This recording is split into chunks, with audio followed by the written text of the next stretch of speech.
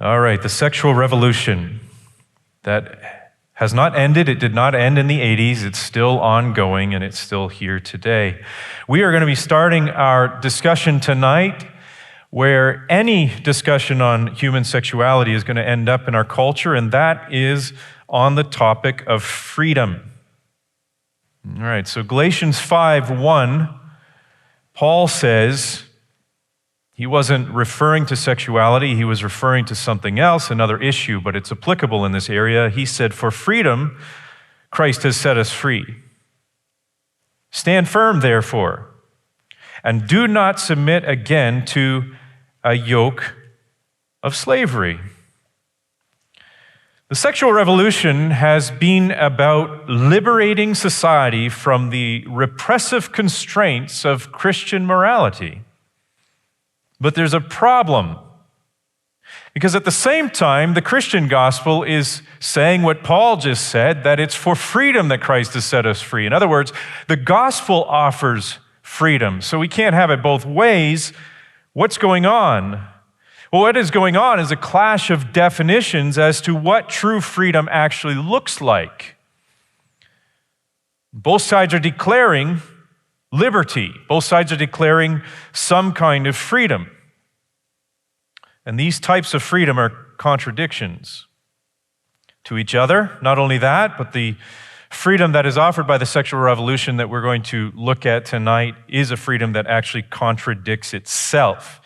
And that is going to become evident as we continue. But I want you to notice that Paul defines for us in Galatians 5 what this freedom is going to look like. He points out in verse 13, "For you were called to freedom, brothers, only do not use your freedom as an opportunity for the flesh." What's the flesh? It's our broken humanness that we have not yet been saved from. We're still in this broken human body with distorted appetites. They're still there. They're with us, and it's still prone to selfishness.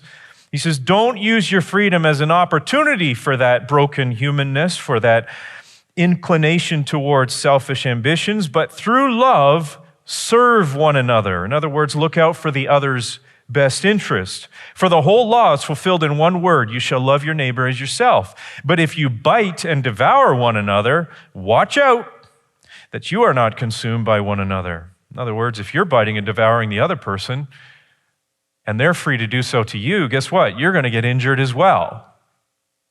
Freedom, in this sense, would work both ways. The culture says that the Christian gospel is oppressive, that it comes with a list of do's and don'ts. And this is especially evident in sexuality.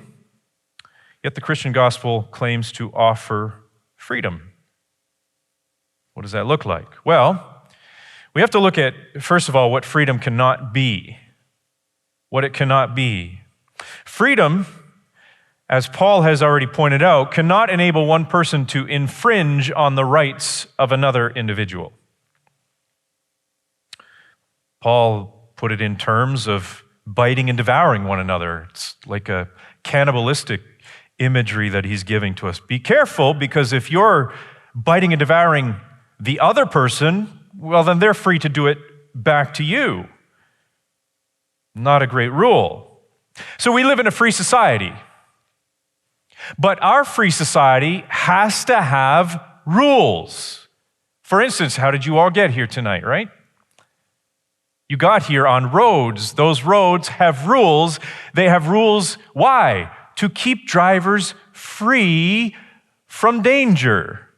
That's why we have traffic lights, and we have lines in the middle of the road, and everyone knows what side of the line they're supposed to be on. I can't be driving here tonight saying, you know what? I'm free to do whatever I want, so I'm going to drive on the left-hand side of the road. Not a great idea. We understand that. Freedom has to have boundaries. We can't just be free to infringe on the rights of another individual. I'm free to make choices when I go to the grocery store, but I'm not free to use your wallet to pay for my choices. That's how it goes. And this is actually the picture that comes up in the book of Judges in the Old Testament, when there was no king in Israel, and everyone was doing what was right in their own eyes. What did that look like in their society? Well, it was slowly spiraling downwards, very applicable to today, but it led to guerrilla warfare, objectifying women, enslaving them mainly as sexual objects. In fact, there's one very gruesome episode in Judges of a gang rape that took place in a certain town, and then the repercussions of that afterwards with a civil war that broke out throughout Israel at that time. There was national weakness. There was societal chaos. All of that came because why? Everyone was free to do whatever they wanted. That leads not to a utopia, like cultural Marxists want us to believe. It leads to chaos. What freedom must be? Well, what freedom must be relies on two prepositions. The first one being that we live in a broken world. And the world will stay broken until Christ returns. We live in a broken world. That's why we cannot talk about utopias and perfect societies and so on, because the world is still broken, and it's going to be. But secondly, a little more personally, presupposition two, we all have hearts or desires that default towards selfishness. We are all naturally self-centered beings. The longer we live relationally to each other, the more that is exposed, that we are naturally self-centered. That's what we are. So based on these two presuppositions, which are witnessed in Scripture, and go through and do a biblical survey of this, both of these are true, freedom must be directly bound to a standard of right and wrong. Now the question is, who makes the standard? You, me, culture, the media, Hollywood, government? Back during the Nuremberg trials after World War II, when some of the Nazis were subject to, were put on trial for their war crimes, one of the defenses that they made during that time was that they were not subject to American, British, or Russian law. Since they were serving, they were not citizens of those countries, they were citizens of Germany. And the whole world, glued to the Nuremberg trials at the time, was forced to face a very difficult fact that something higher than ourselves must determine what is good and what is evil. Something higher than ourselves must determine what is good and what is evil. The higher law reflects the necessity of a higher law giver. It has to. So in our culture today, there is a boundary that is put around human sexuality that by culture and then by Christianity, and it's a very different boundary. The boundary for the culture is consent. It's a very shaky boundary to have. In other words, anything goes if it is between consenting people. And when I say consenting people, I'm not talking about two consenting people. I'm talking about whatever number you want it to be. It's a shaky term because obviously, well, think about it. The word coercion. Think about where it is right now. We're not coercing you. We're just going to take everything away from you until you have no other choice. Consent is a very, very shaky term to be using as a boundary for sexual ethics. You can influence people. One person may be mature, another person may not be mature. Consent leads to great legal risks, since generally it's verbal consent rather than written consent, and therefore can lead to especially men not being protected from allegations. Just think of some of the Supreme Court justices in the U.S. and some of the allegations that have been made against them in recent years. And consent does not require any kind of commitment or promise. No holds barred. That's the hookup culture of today. That's consent. It has nothing to do with promises or commitment of any kind. But the Christian boundary is covenant marriage. It's a covenant before God and people it is witnessed, and it is binding for life. That may not be the cultural view of covenant marriage, but that is the Christian view, that is the biblical view of covenant marriage. It exclusively involves two people of the opposite gender, one man and one woman, for life. And covenants, by the way, in the Old Testament, if you do any kind of historic research of what it was, for instance, circumcision was a covenant in the Old Testament, or a sign of a covenant. Covenants in the Old Testament were very bloody affairs. They usually involved blood, and the reason was they were very serious. And when two parties got together and sacrificed or cut up an animal, they were actually saying, this will happen to us if we break this covenant. It's very serious, very intense definition in the ancient Near East of what covenants really were. Of course, covenant marriage is on a deeper spiritual, emotional, relational, and then, within the boundary of marriage, physical intimacy. That's the goal. It's far deeper than what our culture is trying to promote. All right, so we are going to get into the culture's discipleship program and what it looks like. Folks, I hope you're prepared for this. This is devastating information. And we're going to be on this for probably about an hour. We're going to have to move through it very quickly. There's a lot that I'm not able to touch tonight, but we're going to do our very best. But the main narrative behind the persistent sexualization of Western culture is, here's a freedom term for you, the liberation of oppressed people, impulses, and feelings. Liberation, that's what we're looking for. We need to liberate people who are being oppressed sexually. Where did these come from? Well, first of all, we're going to look back to the beliefs that were behind the revolution. There were 4 men in the 19th century we're going to look at, and 1 man in the 20th century. Tonight, the 4 influenced the 1.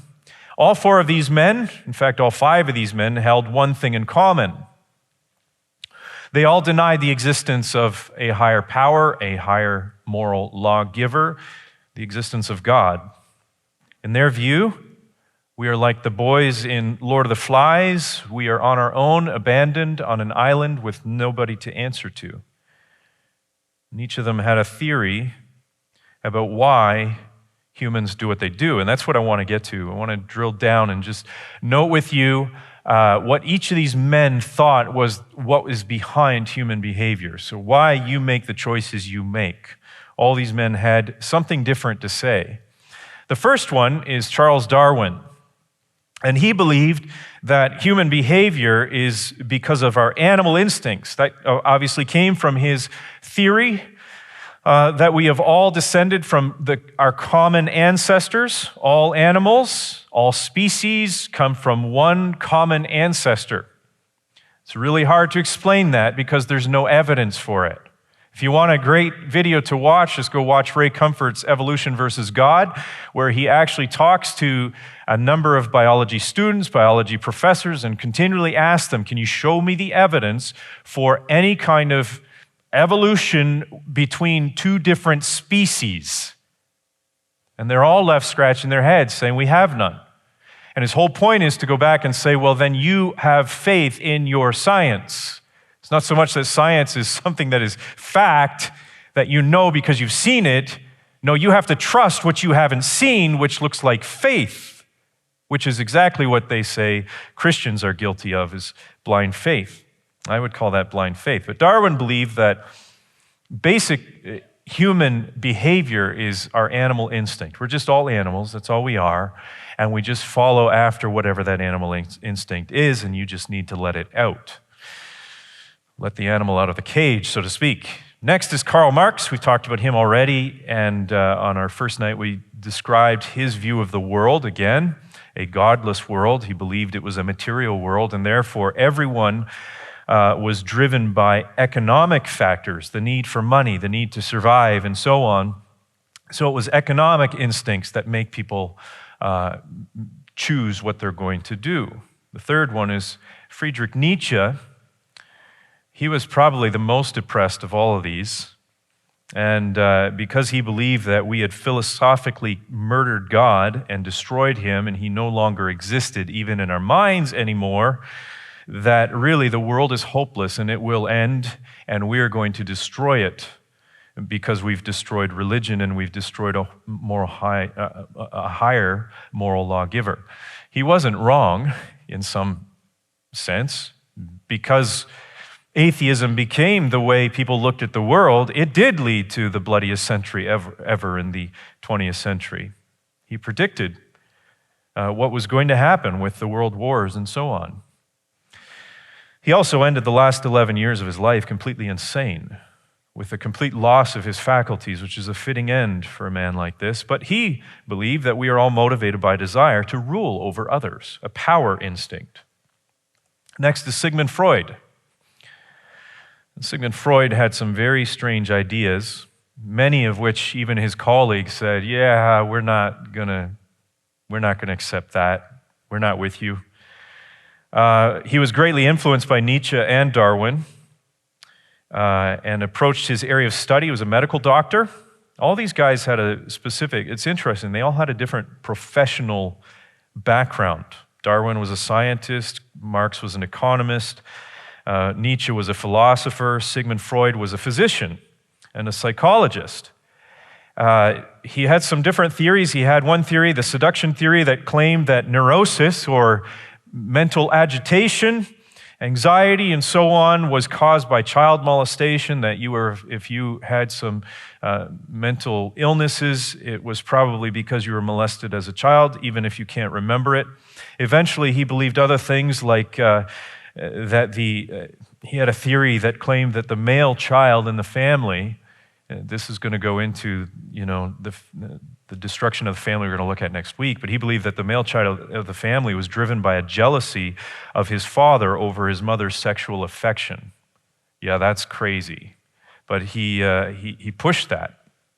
So, neurosis was no longer caused by molestation, but rather by infantile sexual instincts. And yes, infantile.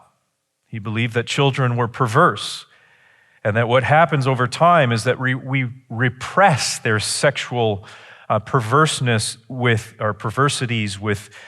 the morals of society that we put on them. That sexual abstinence and self-control were seen as forms of this repression.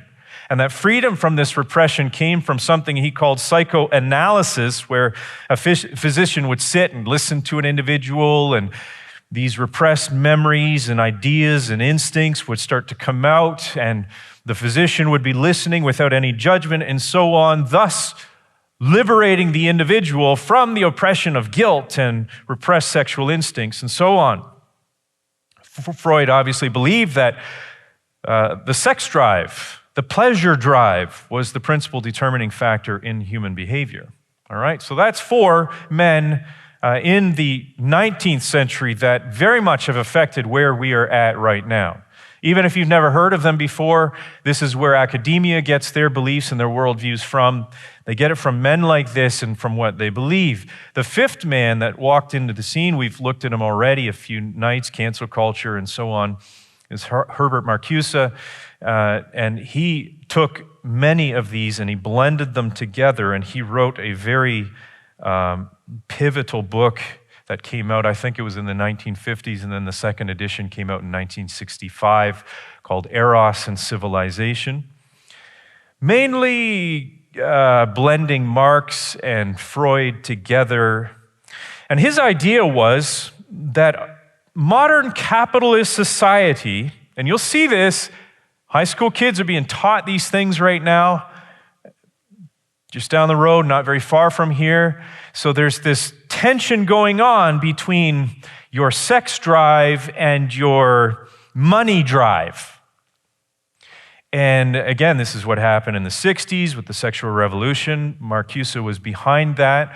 And what he believed was going on was the desire for success in the capitalist world is repressed or misplaced sexual drive. That's what it is. So people who build a career, people who are going after a career, it's because they're frustrated sexually.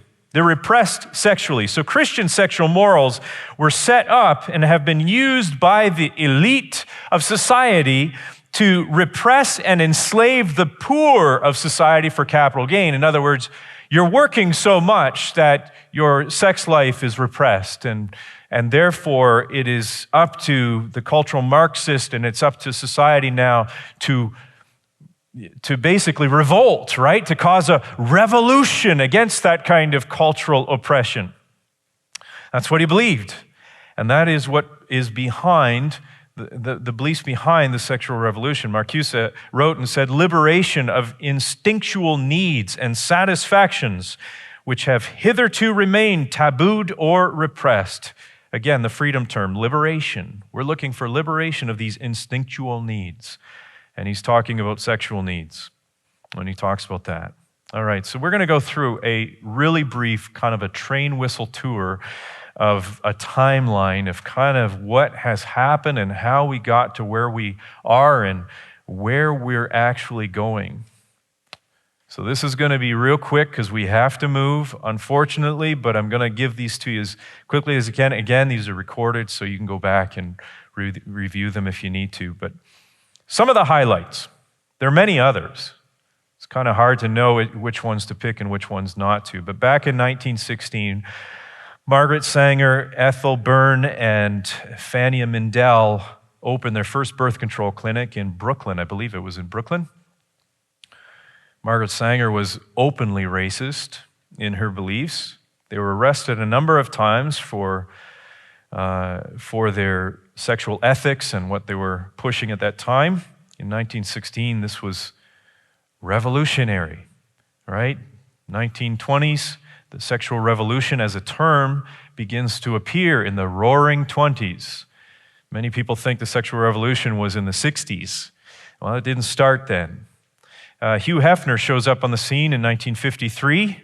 The Playboy magazine, what was so progressive about Playboy magazine, it wasn't the first pornography that was on the scene, but it was the first pornography that was on the scene mixed with the business world, right? So you had articles that were thoughtful and laid out and so on that was somehow legitimizing what else, the objectification of women that was going on in the Playboy enterprise. 1960, the first birth control pill goes on the market. It was not made, birth control as a pill was not made for Christians to somehow determine how many children they can have and be good stewards of their finances. No, the birth control pill was originally created so that women could have sex whenever and with whomever without consequences. That's what it was made for. And it progressed from there. This is not a talk about birth control and that kind of thing. That's another conversation. 1963, after the assassination of JFK, I don't know, I probably could do some more research into if there were any links, but at this time, the countercultural movement gets its wings and it takes off. And that included civil rights, feminism, the environmental concerns, opposition to the Vietnam War, anti-nuclear attitudes, experimentation with psychedelic drugs, Eastern religions and the occult. All of this is happening right around 1963. And we are now in the air, we are airborne with the sexual revolution. Next, on the scene, 1965, Marcuse's second edition. This is the one that gained great popularity. In fact, the revolutionaries were all running under the banners. So the university students were all going under the banner of Marx, Mao, and Marcuse. Those are the three heroes of the cultural Marxists during 1965. 1969, first pornographic film is produced. The first Woodstock event takes place. The free love, free sex, rock and roll, it's all together now. The Stonewall Riots in Greenwich Village, New York. The Stonewall Inn was raided by the police. It was a gay bar that was raided. And of course, out of that came some riots, I think, for about 5 or 6 days. And the gay liberation movement began at that time during the Stonewall Riots. 1973, abortion is legalized in the United States. up to the first 2 trimesters. Now, little Canadian side note on this, 1969, Pierre Trudeau amended the criminal code in Canada. Notice the relationship here to our current times, allowing doctors to perform abortions if pregnancy threatened the life of a mother. Before that, abortion was illegal in Canada. And by 1988, the Supreme Court of Canada struck down the abortion law as unconstitutional. Canadian Chief Justice Brian Dixon wrote, notice the anti-freedom language that is used. Judge Dixon wrote, forcing a woman by threat of criminal sanction to carry a fetus to term unless she meets certain criteria unrelated to her own priorities and aspirations is a profound interference with a woman's body and thus a violation of her security of the person. Do you notice all the freedom language? Forcing a woman against her own priorities and aspirations. It's a profound interference with a woman's body. Nothing is said about the child's body. 1975, the American Psychological Association changed homosexuality from a disorder to an orientation. That was key. 1981, the AIDS epidemic is on the scene. 1993, the internet is launched. Wonderful tool, and it has been used in many ways to progress sexual discipleship in our culture. I learned as a teenager how dangerous this was. The internet hit our home without any real warning of what it involved. My parents had no idea what was on the internet or what could be offered.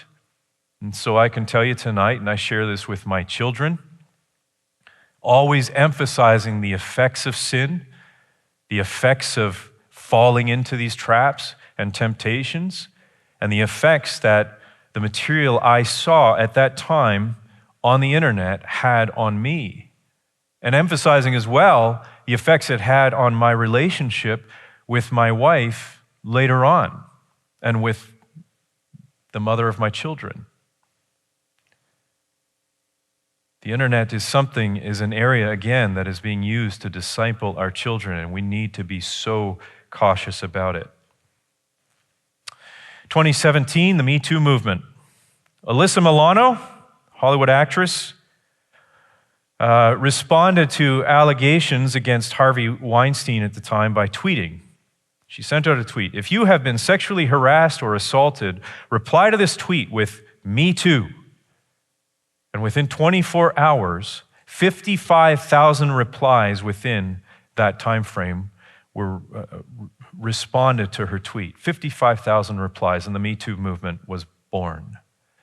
It didn't just stop with culture. Obviously, it came into the church. There has been much that has been exposed in the church, and it's not all bad. But again, we're going to look at how the freedom movement of the sexual revolution isn't as free as they thought it would be. And the Me Too movement is actually recognizing the sexual revolution collapsing on itself. This freedom is not truly free.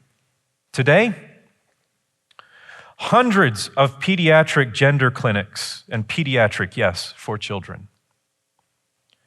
Gender dysphoria that once afflicted 0.01% of the population, most, if not all, were boys. Now, the number of girls claiming gender dysphoria is over 4,400%. Let me say that again, 4,400% of what it used to be. That's what we call a social contagion. It is socially contagious now to identify as having gender dysphoria. We're going to look a little bit more at that a little bit later as we look at the after effects or the fallout of all of this. What's going to happen tomorrow? Again, no details right now. We'll look at this a little bit later, but there is a growing movement, folks. If you're not aware of it already, there is a growing movement to make pedophilia, sex with children, a sexual orientation rather than a mental illness. It's coming. You may not want to believe that. That's not a conspiracy theory. We're going to look at what the evidence is for that in a little bit, and it should shock us and break our hearts at the same time. Well, what are the cultural beliefs about sex?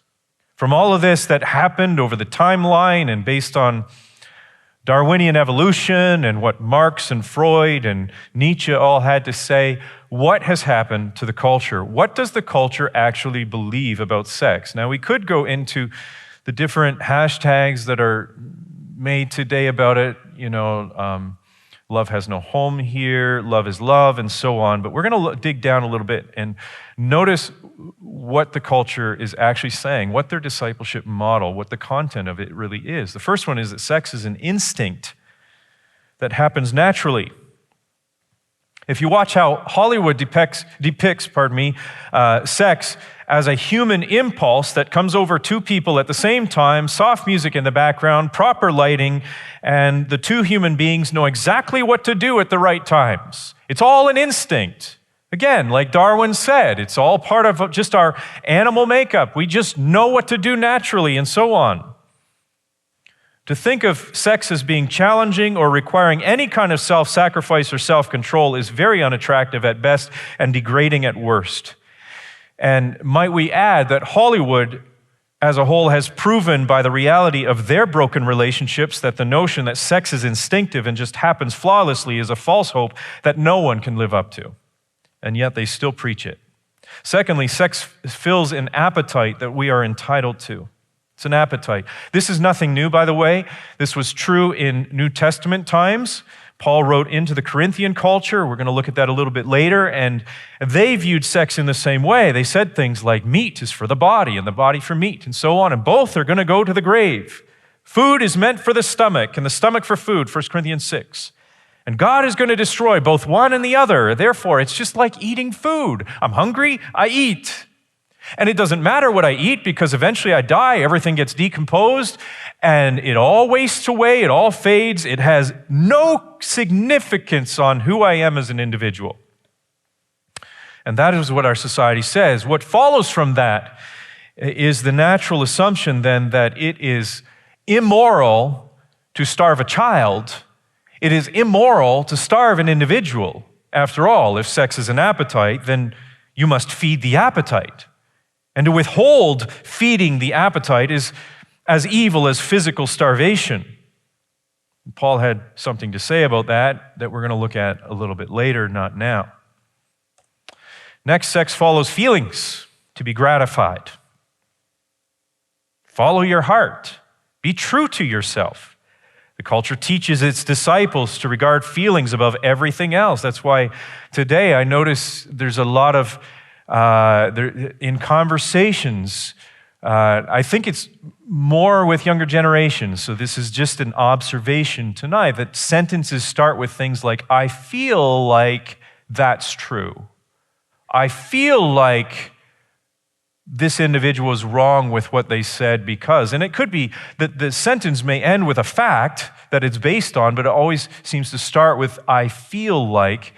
And much of our culture seems to be driven by that kind of language. It just is. I've noticed it. I observe culture. I'm observing what people say and how they think and so on, and how communication. And it doesn't seem like a big deal that we say things like that after all. We're just expressing our language and so on. But we have to understand that's reflecting what our culture has been teaching and feeding us with, the idea that feeling trumps everything else. And this is the justification for same-sex attraction, gender reassignment, adultery, because after all, love is love, and the message is that you can love who you want. And therefore, when you stop feeling in love, what does the culture tell you to do then? Well, you got to be true to your feelings. You have to be authentic.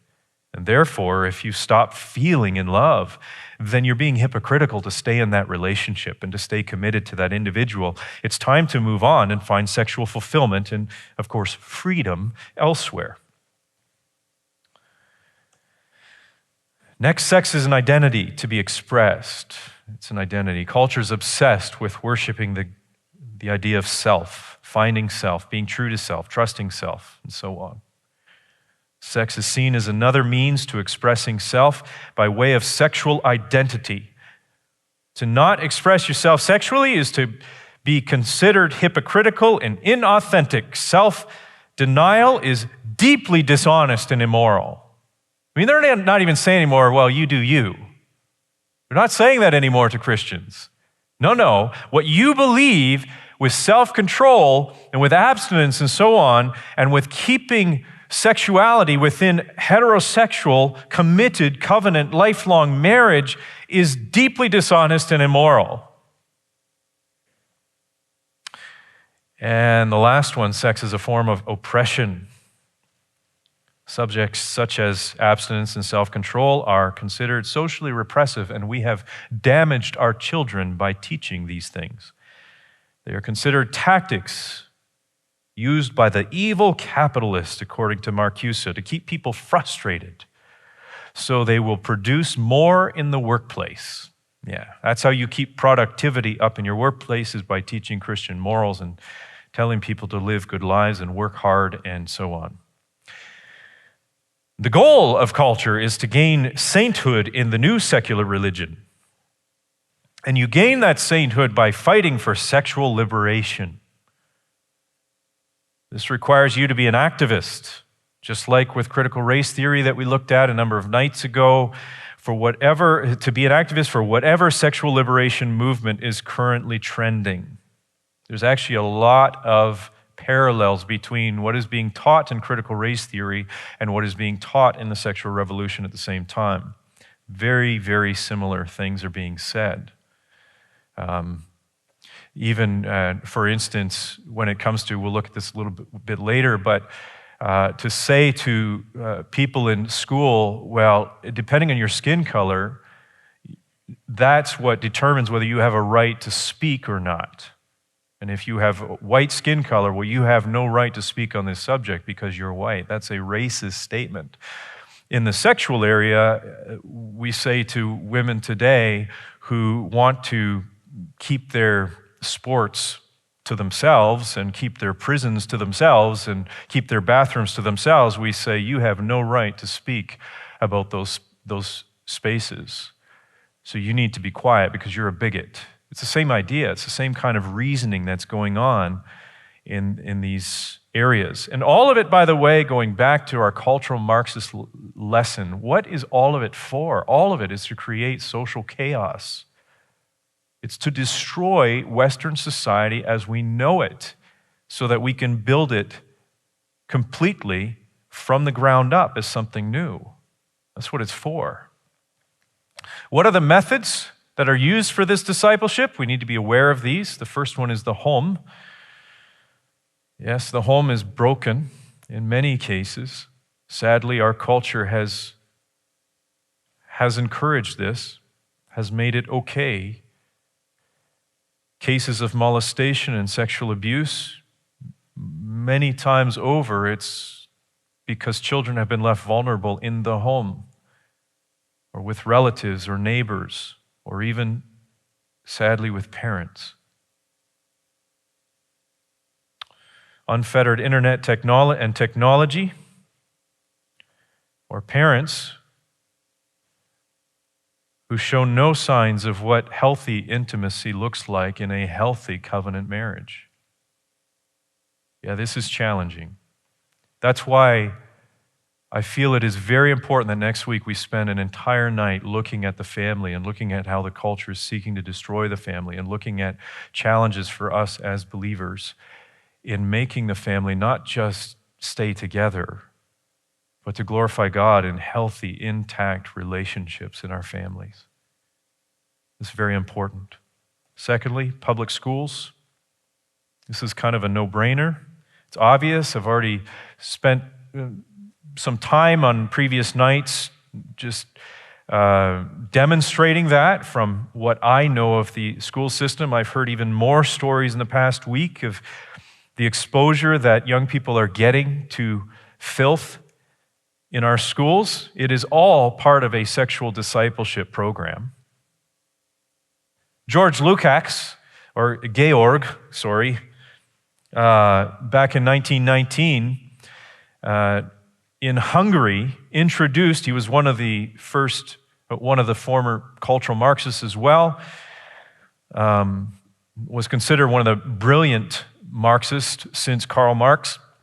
He introduced a radical sex education program to the Hungarian society, Hungarian schools, to destroy the Judeo-Christian notions of sexual ethics and to weaken the bourgeois family in 1919. That's a long time ago. It was no different today.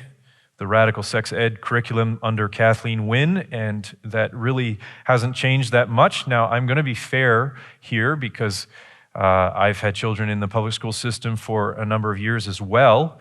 Our boys are at home right now. And a lot of that, even though the government sex ed program might be a certain direction and a certain bent, a lot of it comes down to the school system, or the actual local school that you were a part of, and who's leading that school and who's teaching your children. And we have found that to be true, and we found that in many cases in our own personal experience, we were not confronted with some of this up until actually this year in the high school setting. But that being said, behind the radical sex ed program in Ontario is a convicted child pornographer, Ben Levin. Maybe you heard of him. And they want sexuality introduced to children in grade 1 and moving up from there. Lines up with Freud and Marcuse, who believe that children are sexually perverse and we should do everything we can to draw that out of them, not repress it in them. Technology, of course, we looked at that last week. The internet, apps, video games, advertising, yes, the kids watching YouTube, might be a great YouTube show, might be clean, but the advertising that comes on in the middle is designed to sexually disciple your children.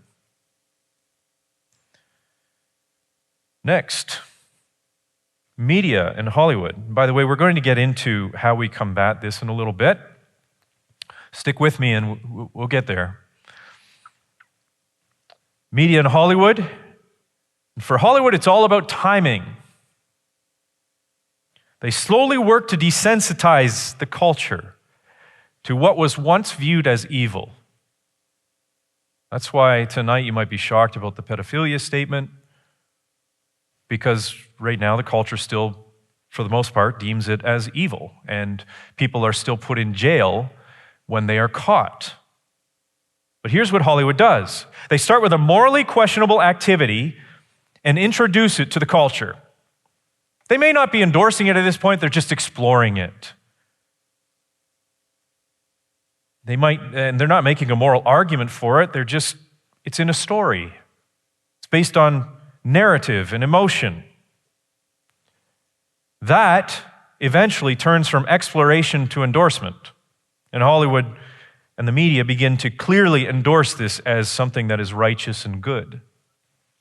And then, the third step is that all dissent is silenced. That's cancel culture.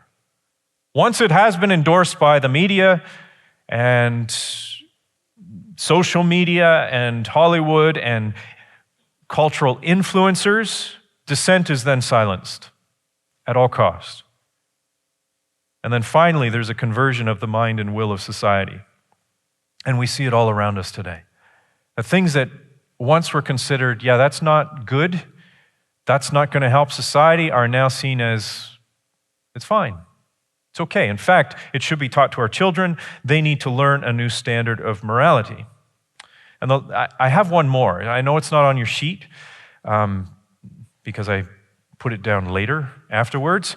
But public institutions also, I think, need to be noted. Such things in the U.S. as Planned Parenthood, in Canada, hospitals, some doctors, not all doctors, obviously, government, mandatory training, right, that everyone has to take to be a part of certain things, to be an employee at companies and things like that.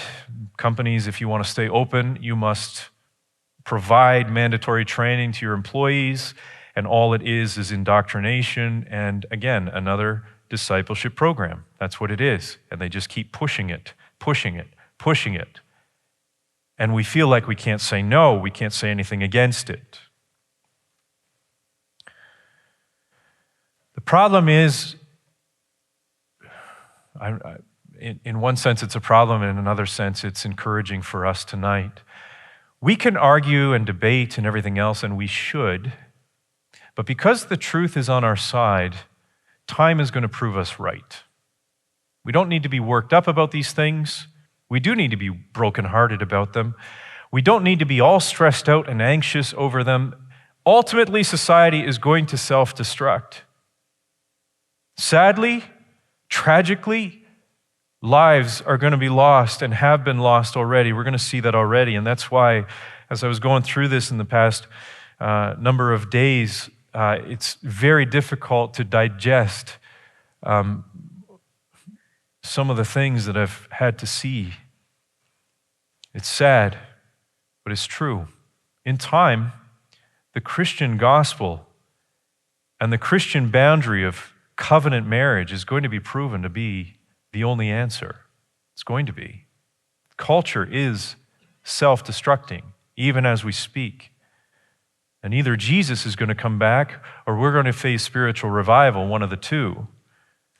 It might mean that culture has to go further than it already has, but the effects are devastating. Look at the devastating results of the sexual liberation. All of this, folks, is in the name of freedom. Just please remember that. All that we're going to look at is in the name of liberation. We're liberating people. And you will notice a common victim throughout all of these. It's always the children. And nothing breaks your heart as a parent more than to think of your own children suffering, let alone the children of others. And that's where we're at. The first one is broken hearts. Yeah, maybe this doesn't seem like a big deal. It is a big deal. It's a big deal to God. Free love means love without commitment. The hookup culture allows people to express themselves sexually with even so much as knowing each other's names. We call it casual sex. There's no such thing, folks. God didn't create it that way. The Me Too movement is evidence of the devastation caused as men take advantage of women without thought about cherishing or committing. Children's hearts are broken through all of this. And over time, people's souls are defined by the rupturing of relationships. Commitment becomes harder and harder and harder. Secondly, broken homes. Culture may argue that families don't need a mom and a dad in the home for stability and welfare of the children, but children know better. Liberating parents from self-control has led to infidelity, promiscuity, and so on, and the children are shuffled from one place to the next without any structure. I know this. I remember in one of our previous ministries, we spent a lot of time dealing with children that we brought in off the streets in Chatham and taught them the Bible and taught them things about God, taught them the gospel and so on. And we'd bring these kids in, and your heart would break to hear their stories and to hear the homes they came from and the family lives and so on. And we would go and visit the families and get into their homes and get a chance to see the environment. Many of these kids, we were able to get them and bring them to our ministries and to kids' outreaches and so on because their parents could care less where they were. So it worked in our favor that way. And they would come and they'd hear, and they would, in many ways, be drawn to us. They wanted to come. Why? Because someone in their life actually showed love to them. We'd actually show discipline to them, right? No, you can't do that. You do that again, we're sending you home. Guess what? They stopped doing it. Why? They felt loved. Someone actually put some structure in their life. My wife came from a broken home. And she can tell you from firsthand experience the heartache and the ways that it does affect how you see the world, how you see and view men as a little girl growing up in that kind of environment. Broken homes have shattered the lives of our kids. And we're going to see this tonight, much of what has happened is a result of homes that have been devastated in this way. Next, we have the genocide of unborn babies, otherwise known as abortion. In 2020, in the United States, 42.6 million babies were slaughtered in the U.S. How do you put that number into perspective? I don't know. 100 million people lost their lives during all the tries for the attempts for communist utopia in the 20th century, and they were able to accomplish 42.6 million individuals slaughtered in 1 year. In Canada, the latest numbers I could find were in 2019, 83,576 babies slaughtered in our nation in 2019. I don't know what the number was for 2020. But the culture takes the moral high ground of fighting for the rights of the woman, ignoring the rights of the separate, keyword, separate human being in the womb of the woman. And these babies are slaughtered in the name of freedom, which is the ultimate irony. The next one is gender conversions. I have a video later on that I want to show you. We probably won't play the whole thing. You can watch the rest of it on YouTube. It's readily available. My daughter showed it to me last week, and I knew I had to show it. But this one, the story of Kira Bell, is a separate story. Kira lives in the UK.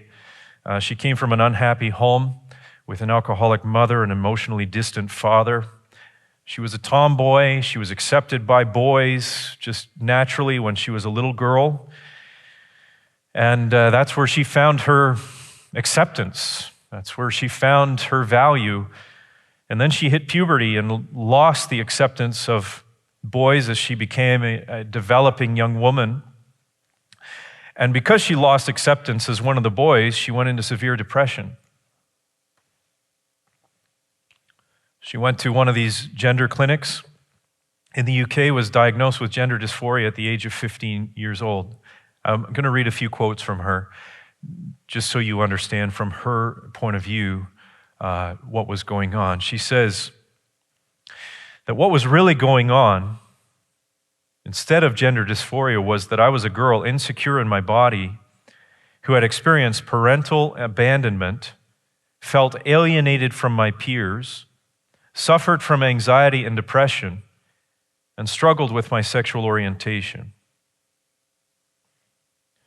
She was put on puberty blockers at 16.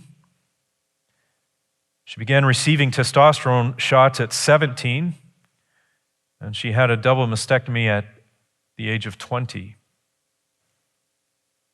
And she says this, she says, but the further my transition went, the more I realized that I wasn't a man and never would be. We are told these days that when someone presents with gender dysphoria, this reflects a person's real and true self, that the desire to change genders is set. That's back to the identity belief in the discipleship model. But she says, this was not the case for me. As I matured, I recognized that gender dysphoria was a symptom of my overall misery, not its cause. It was a symptom, not its cause. The consequences? Possible infertility, the loss of her breasts and the ability to breastfeed, atrophied genitals, permanently changed voice, facial hair. Eventually, she was the claimant of a lawsuit against the health clinic responsible for believing that she could give consent as a young teenager, which is exactly what the government is pushing today in our nation and in the United States as well, pushing that young people as young as 10 years old are able to give consent, that they realize and understand the full consequences of their choices at those ages, and they're able to give their own consent to be put on these drugs, to alter their lives irreversibly forever. The judges in the UK, interestingly enough, noted a lack of evidence for putting children as young as 10 on drugs to block puberty. In fact, she won her case. More evidence that consent is not a safe boundary. She actually notes, Kira Bell actually notes, and I referred to this a little bit earlier, but that in 2009, 2010, 77 children were referred to the Gender Identity Development Service. This is in the UK, I believe. 52% were boys. Okay, so the majority at that point, close majority, but of 77 children, 52% were boys. Fast forward a decade to 2018 to 2019, 624 boys are referred and 1,740 girls. 74% of the total were girls at that point. And Kira reflects on it and she says, I was an unhappy girl who needed help. Instead, I was treated like an experiment. You're going to notice a video later on of Walt Hare and his story. It's an incredible testimony that he has to give as well. But not only that, the next one is infringement on safe spaces for women.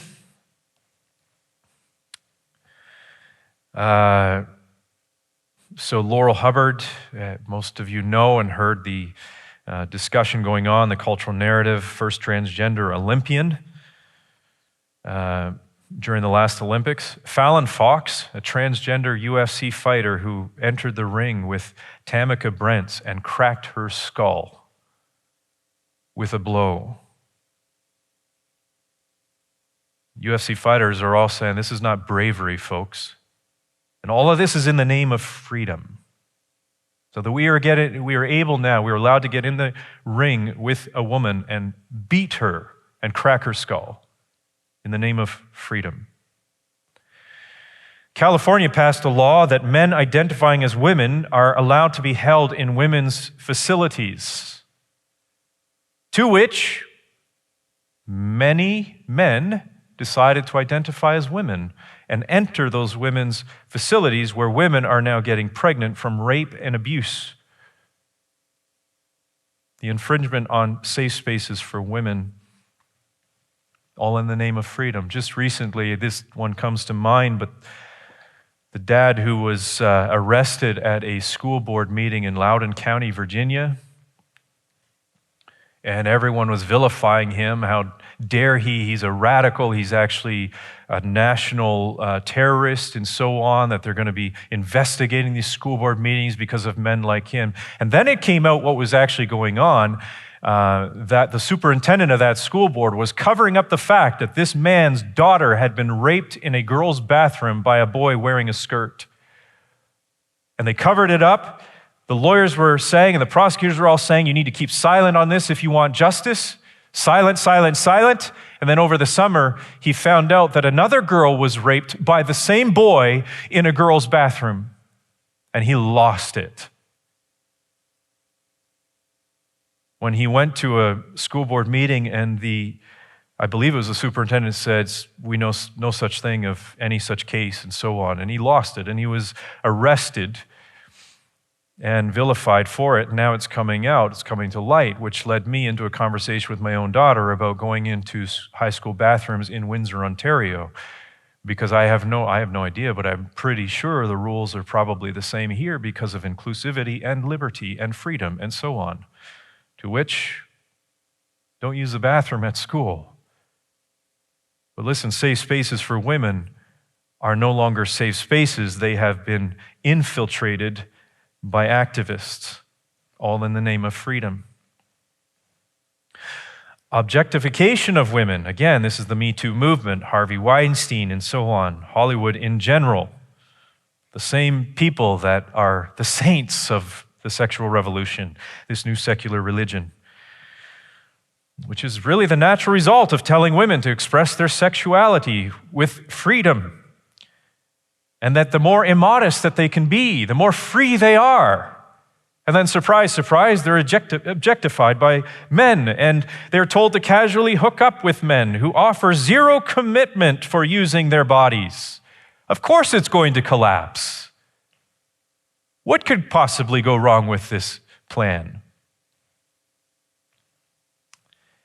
And of course, lastly, the growing acceptance towards pedophilia. You say, how so? Well, first of all, the arguments that have been used in every other case for every other sexual deviancy can be used in the case of pedophilia as well. Netflix produced, I think it's a movie called Cuties, in which an 11-year-old actress is sexually objectified in the movie, and they say, oh yes, but the movie itself is portraying how bad this is. Yeah, that's how Hollywood starts. They explore it. The next movie will endorse it. Or 10 movies down the road will endorse it. Pedophilia is increasingly becoming or being called a sexual orientation. Pedophiles are increasingly being presented as victims. There are TED Talks about this. You can find them online that are increasingly saying, yeah, but we're not going to call these people evil. We're not going to call it that. We need to really have sympathy and so on. We're going to call, they're victims. Really, that's what's going on. And it's being set up as an orientation. All that has to happen now is really that the APA comes out and declares it a sexual orientation, and then the human rights movement can come on board, and the Equality Act will cover them, and it will be celebrated by the media. That's all that's left to happen. And you and I will have very little to say about it.